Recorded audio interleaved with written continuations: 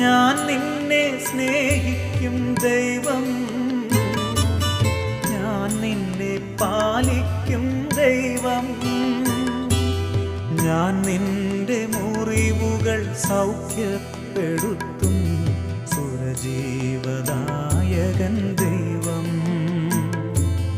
ഞാൻ നിന്റെ മുറിവുകൾ സൗഖ്യപ്പെടുത്തും സുരജീവദായകൻ ദൈവം.